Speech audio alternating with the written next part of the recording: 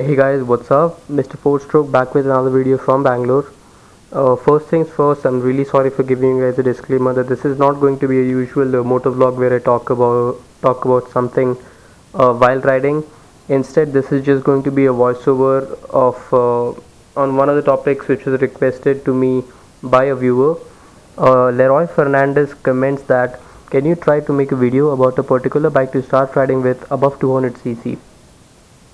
I thought this would be a good opportunity to let my viewers know a little bit about the best beginners bikes out there in the Indian market, which will fit the needs of riding in varying conditions in a country like ours. So I've listed out 5 total options in that. The 5 options which I've chosen are Bajaj Pulsar Rs200, TVS Apache RTR 204V, Bajaj Dominar 400, which is the trump card in this beginners bike segment, Honda CBR 250R, Mahindra Mojo 300.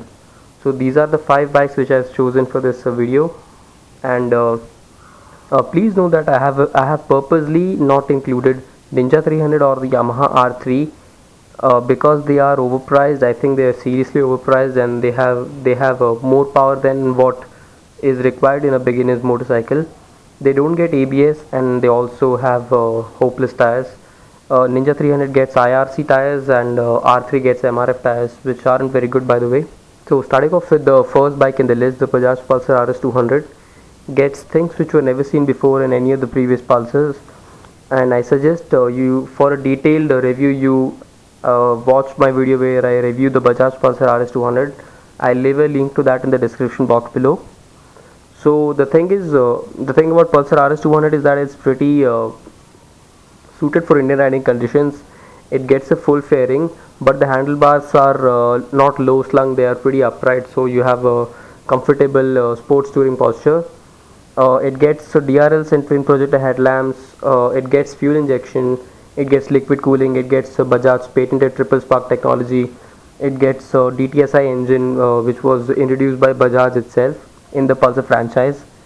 It gets single channel ABS, that's very crucial for riding in India where anything can come in your way, and it has a top speed of somewhere around 152 kmph, where the ideal cruising speed lies somewhere near to 110 or 115. So that's pretty good. Those were the positive points about the Bajaj Pulsar Rs200. Coming over to the negative points, the styling and stickering on the bike is pretty debatable. Although most of the people don't agree with the way Bajaj Pulsar Rs200 has been styled, I still think few elements really make the bike look proportionate from every angle, including the front fairing, the dual projector headlamps, the massive sculpted fuel tank, along with the slightly upset rear seat. Another negative about this bike is that it definitely needs a bigger fuel tank. So it gets a 13-liter fuel tank, which is adequate for city riding, but when you're out touring, you need to make frequent fuel stops. So I think Bajaj could have added a bigger fuel tank in the Bajaj Pulsar Rs200. And another thing which all the Rs200 owners complain about is that the Rs200 definitely needs better tires, which are good once you get into the temperature, but the level of grip offered by them is nowhere as compared to the grip offered by the KTM RC200, which also get MRF tires, but which are more soft compound than the ones you get on the Rs200. Also that the Rs200 doesn't get a pillion grab rail, so the pillion might be uncomfortable setting your hands, and they need to hold the tank instead of having to find the grab rail, which is very neatly integrated below the pillion seat, but it's not very comfortable.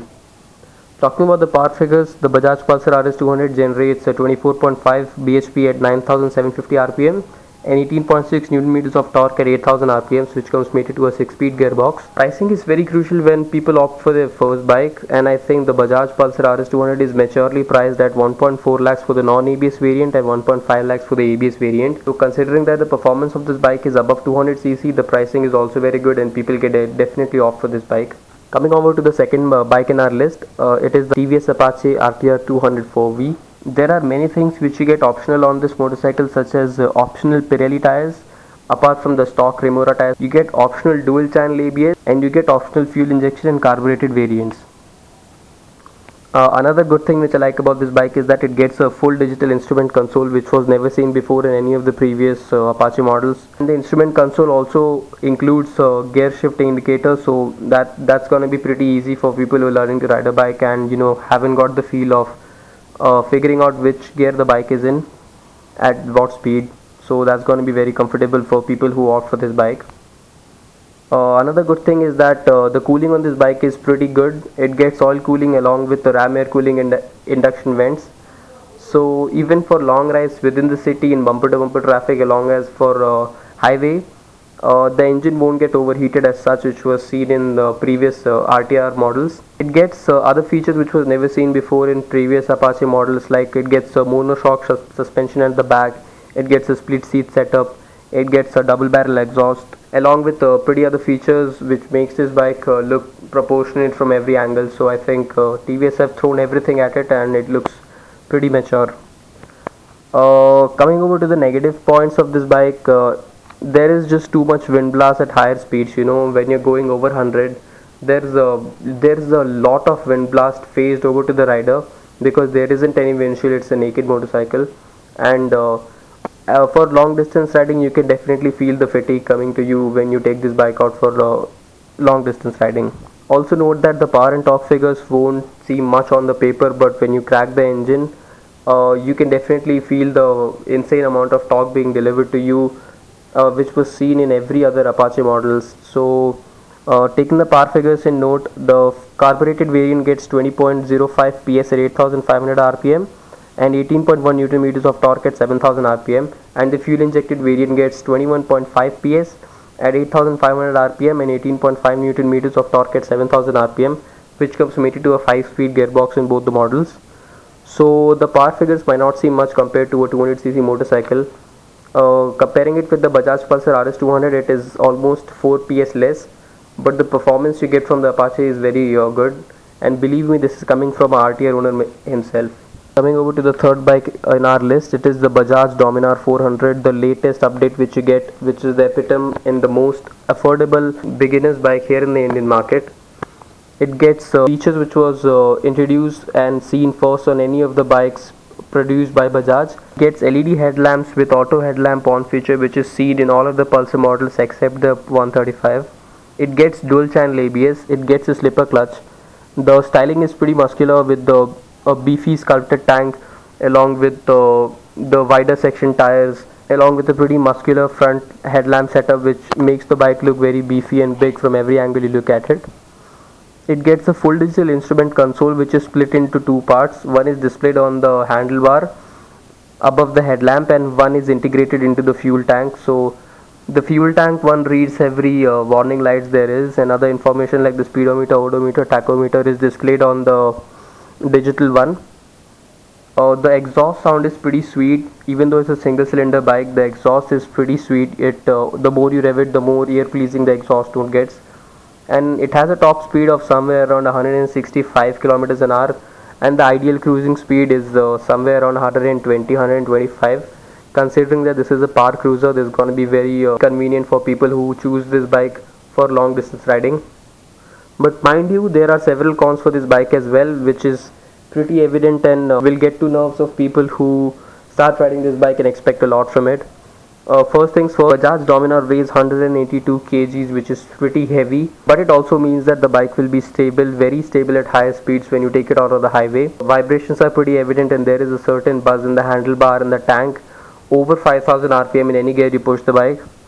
And along with that, there is too much wind blast at high speeds when you cross 110, 120. Considering that this bike is a power cruiser as termed by Bajaj, this definitely needs a bigger fuel tank, because even now the Dominar 400 gets a fuel tank of just 13 liters. 182 kg seems a lot, but that also means that the power delivery isn't as frantic as the Duke 390. The power is delivered very linearly. The power figures are 35 PS at 8000 rpm and 35 Newton meters of torque at 6500 rpm, which comes mated to a 6-speed gearbox. Price point was something which was really breathtaking, and it took the notice of most of the riders out there. It's just 1.5 lakhs for non-ABS variant and 1.7 lakhs for the ABS variant on road here in Bangalore. So For a 400cc bike to get so much update and priced at such a low cost, I think people can definitely opt for this bike. And don't get me wrong, this is a 400cc motorcycle, but it proves to be a very good learner's bike. Coming over to the fourth motorcycle in our list, which is the Honda CBR 250R, which I think is the oldest motorcycle there is in our list. It does have a few positives and negatives, so let's get to the positives first. It has the sports plus touring ergonomics, even though this is a full-fed motorcycle. It can be used on the track as well as for carving corners, but the handlebars and the seating posture definitely makes it usable for long distance touring as well. It gets an optional single channel ABS. It gets a top speed of somewhere around 150 kilometers, and the ideal cruising speed is close to 110 or 115. It has a pretty good punchy low and torque. The peak of the torque is delivered at 7,000 RPM itself, so you don't need to rev the bike all the way to the red line to get it going. It gets comfortable seating posture along with well contoured seat and cushioning, so both the pillion and the rider will have adequate amount of comfort for long distance riding. And the braking on this bike is pretty good. It gets Nissin floating calipers for both the front and the rear. Stopping power is actually so good that it might spoil the new riders for the sheer amount of stopping power you get on this bike. Coming over to the negatives of the Honda CBR 250R, the thing I personally think the Honda CBR range, both the 150 and the 250, are overpriced at around 2.4 lakhs on road for the CBR 250R. And I personally think it doesn't tick all the boxes which you'd expect for paying such a massive amount of rupees 2.4 lakhs for a motorcycle like this. I also think that the design and feel of the bike seems to be pretty dated nowadays, because the only update it got in 2016 was the visual update along with new graphics and better paint job. That's all.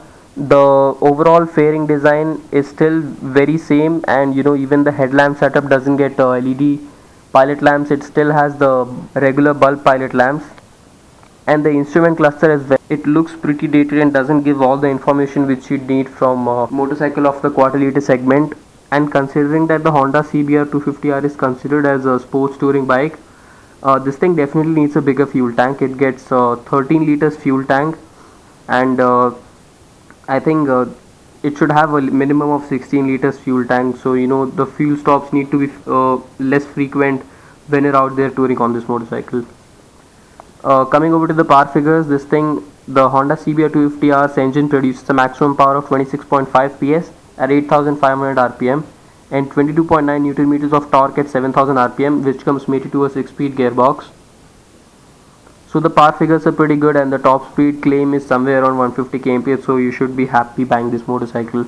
But if you have the massive amount of money of somewhere around 2.5 lakhs to spend on this bike, I suggest you go for it. Coming over to the last bike in our list, which is the Mahindra Mojo 300.